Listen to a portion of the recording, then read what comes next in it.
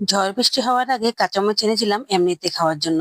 কিন্তু এখন যে অবস্থা চট্টগ্রামে, তাই ভাবছি যে কাঁচামরিচ গুলো ফ্রোজিং করে রাখি, কারণ সামনে কাঁচামরিচের দাম অনেক বেড়ে যাবে। আজকের এই ভিডিওটা খুবই গুরুত্বপূর্ণ। ফ্রিজ ছাড়া কিভাবে কাঁচামরিচ সংরক্ষণ করি আর ফ্রিজে নরমালি কিভাবে কাঁচামরিচ সংরক্ষণ করি, এই দুটো পদ্ধতি দেখাবো। দুটোটা পদ্ধতি খুবই গুরুত্বপূর্ণ আর একটা কাঁচামরিচও নষ্ট হবে না।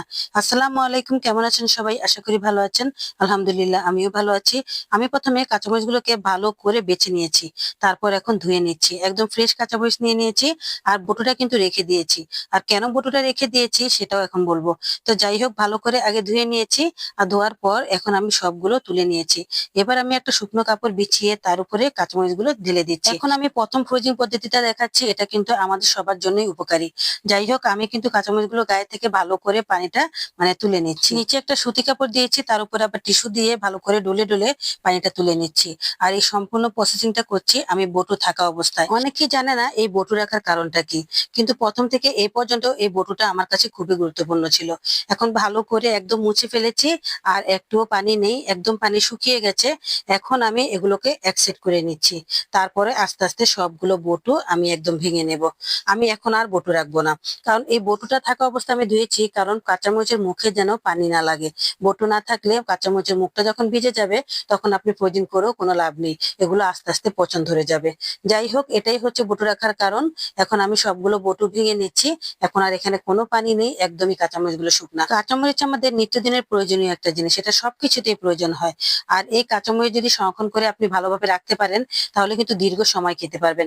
যখন দাম কমে তখন এরকম বেশি করে কাঁচামরিচ ফ্রোজিং করে রাখতে পারেন, তাহলে মজা করে খেতে পারবেন। আর কাঁচামরিচের তরকারি অনেক স্বাদ হয়, আর এতে করে শরীরেরও কোনো ক্ষতি হয় না। এই তো বটু সহ যে কাঁচামরিচ গুলো রেখেছিলাম, দেখেন সেগুলোর কি অবস্থা।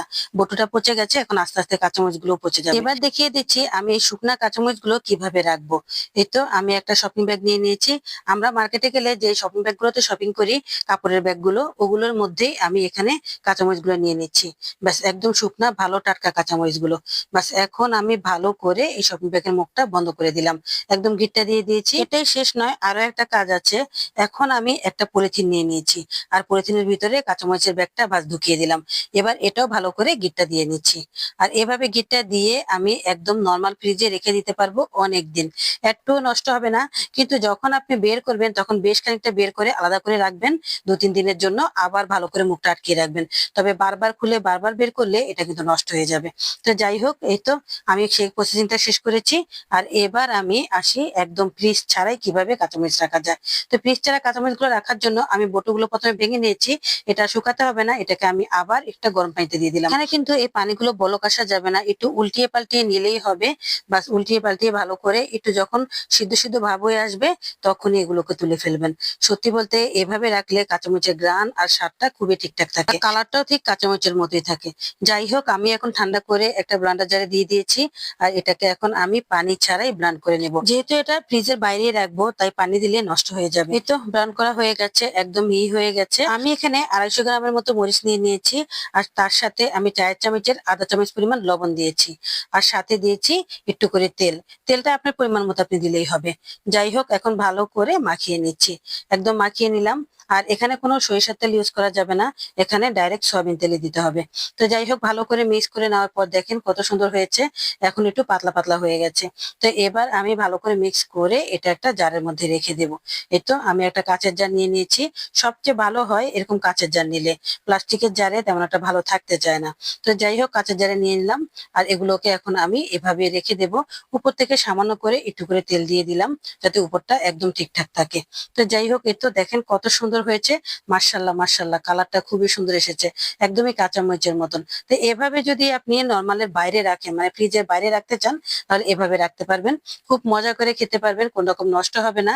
তরকারিতে প্রতিদিন 2 চামচ দিলেই যথেষ্ট। আর কোনো তরকারিতে কোনো মরিচ দিতে হবে না। অনেকে আছেন যে কাঁচামরিচের তরকারি খান, তাদের জন্য এই জিনিসটা খুবই বেস্ট। সপ্তাহে একবার আপনারা এরকম ভাবে বানিয়ে রাখবেন, দেখবেন অনেকদিন ভালো থাকবে। আর বাস, মজা করে খেতে পারবেন। আর প্রতিদিন কাঁচামরিচ পেস্ট করা থেকেও মুক্তি পাবেন। ফ্রিজ ছাড়াই কিভাবে কাঁচামরিচ সংরক্ষণ করে খাবেন আর ফ্রিজে নরমালি কিভাবে কাঁচামরিচ রাখবেন, দোনোটাই দেখিয়ে দিলাম। আজকের এই ফ্রোজিং ভিডিওটা কেমন হয়েছে অবশ্যই কমেন্ট করে বলবেন। আর সাথে একটা লাইক দিয়ে দিবেন। আর যদি বেশি ভালো লাগে অবশ্যই শেয়ার করে রেখে দিবেন, তাহলে পরবর্তীতে আপনিও এভাবে বানিয়ে রাখতে পারবেন। ভালো থাকবেন সবাই, আজ এ পর্যন্তই। আল্লাহ হাফেজ।